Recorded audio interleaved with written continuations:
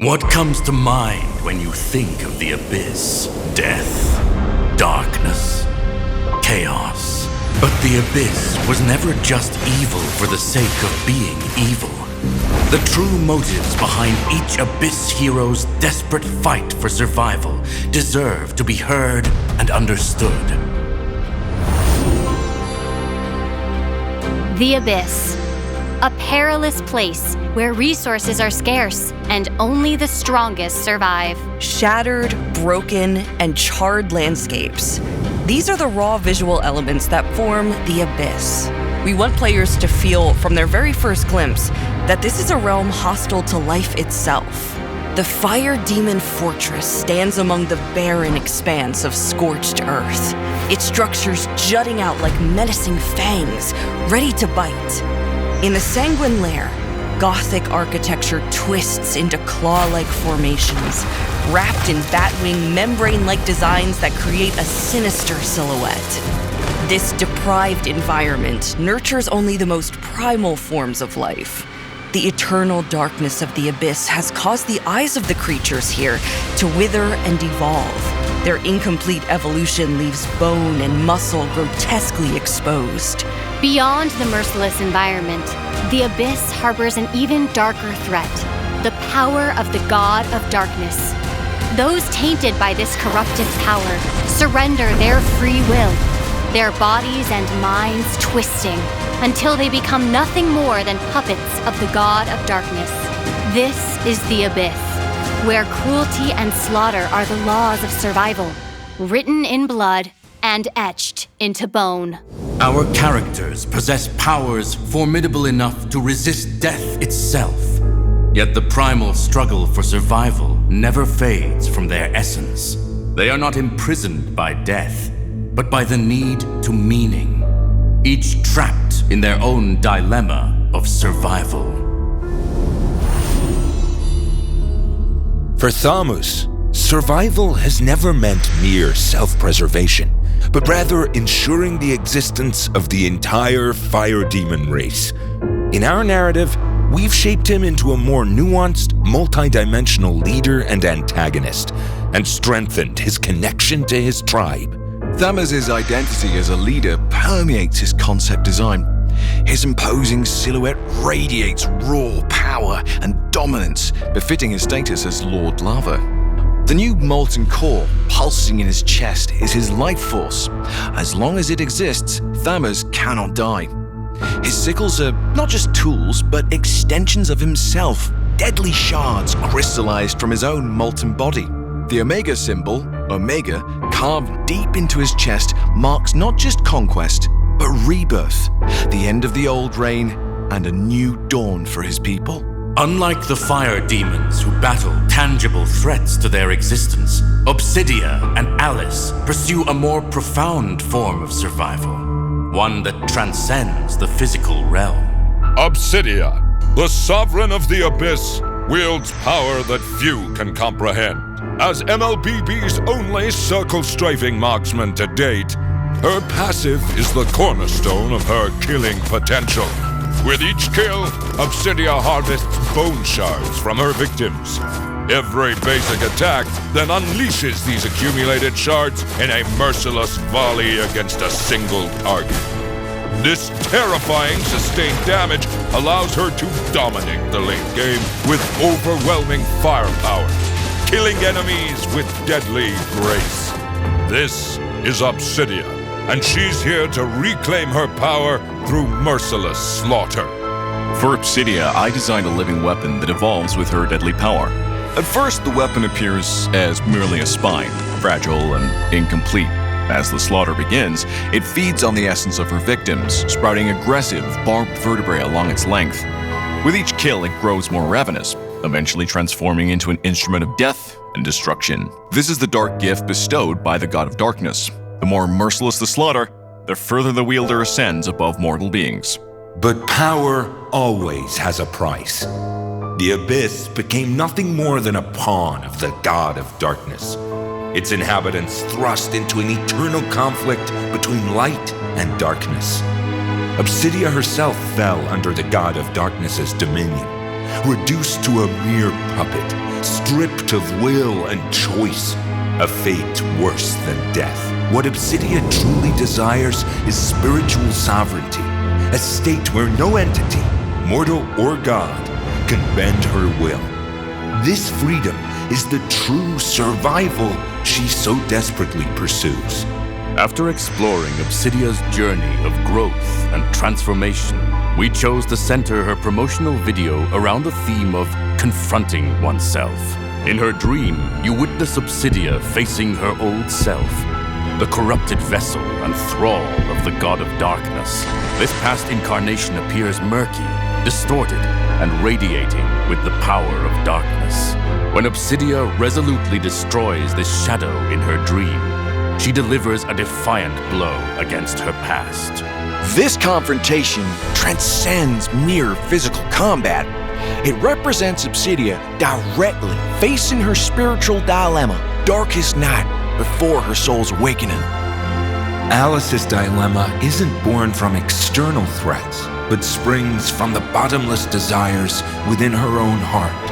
Her insatiable hunger for power, status, and strength drives her to fill that void by dominating others. An endless cycle of taking, but never being satisfied. This obsession stems from her past, where she was manipulated and exploited under the guise of love. After her awakening, she shattered the chessboard of fate with her own hands to become the player instead of the pawn, never relying on anyone else again. She seeks only to satiate her boundless desires and ambitions. With Alice's new look, she now wears the crown symbolizing her family's honor upside down on her thigh, a brutal statement as she tramples underfoot everything her lineage once treasured.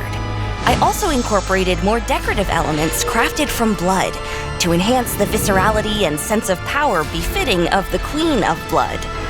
Her wings feature skeletal structures resembling a predator's claw, a visual manifestation of her domination over her prey.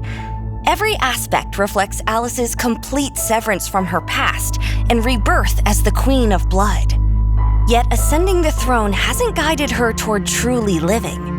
Her insatiable greed, her need to control, and her endless desires continue to be her prison. While both Obsidia and Alice struggle to escape their spiritual prisons, they walk drastically different paths in their quest for survival.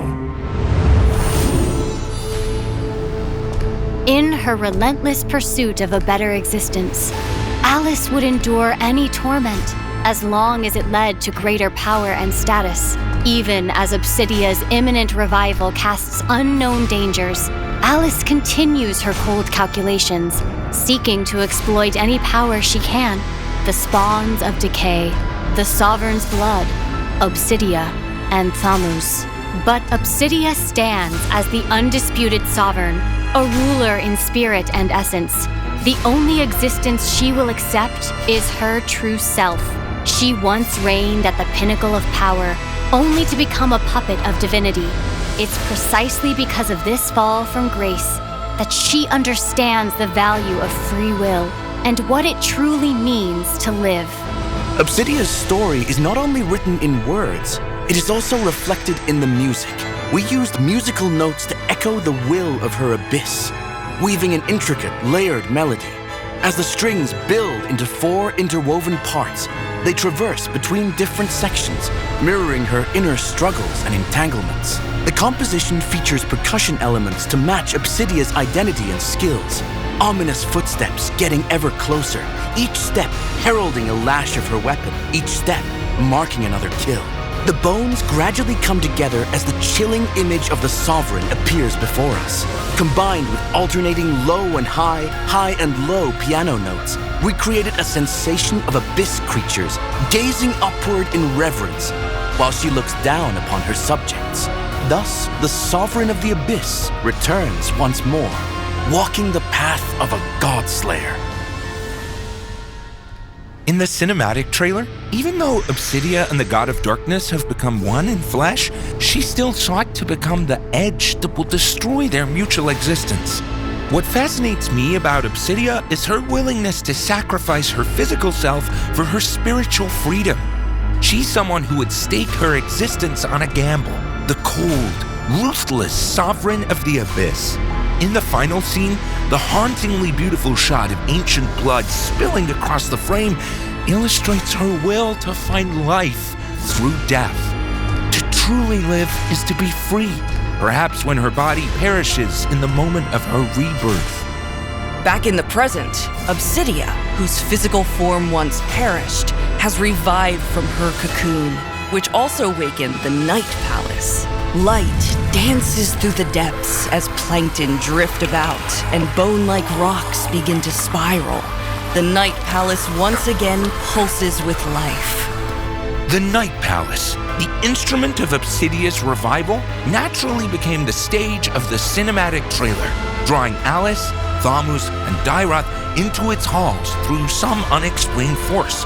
Through multi-perspective storytelling and interwoven timelines, the trailer brings all our heroes together within the Night Palace and illuminates the tapestry of personalities, fates, and convictions that bind them. Here, each hero's struggle to survive converges on a singular moment for us to witness. Obsidia, unwavering in her pursuit of free will, once again stands defiant against divinity.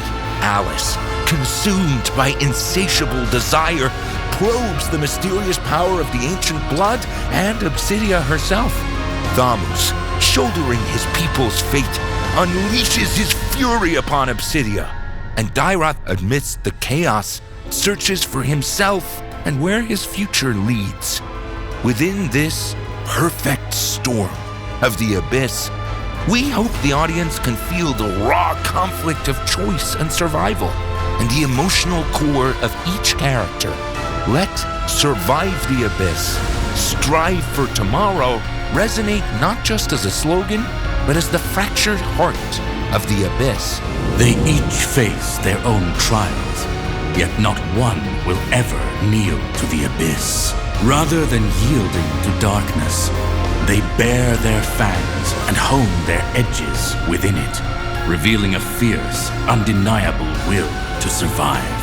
This is the abyss, a realm of darkness where survival has taken on profound meanings. Let us witness the struggles, the anguish, and the unwavering resolve of each hero in their rawest form.